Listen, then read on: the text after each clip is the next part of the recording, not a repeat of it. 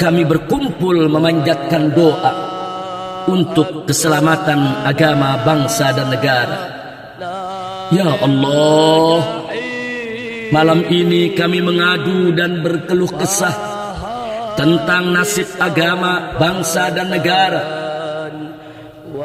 Di negeri kami, Indonesia tercinta, kezaliman dan ketidakadilan merajalela.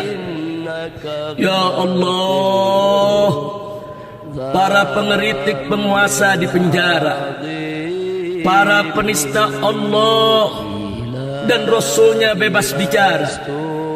Kenapa hukum tajam ke pengeritik penguasa, tapi tumpul ke penista yang maha kuasa? Saat ditanya kepada rezim penguasa, kenapa ini dipenjara dan itu tak diperiksa, mereka enteng menjawab, suka-suka kita. Ya, mereka angkuh berkata, suka-suka kita. Astagfirullah, astagfirullah, astagfirullahaladzim, wa natubu ilaih.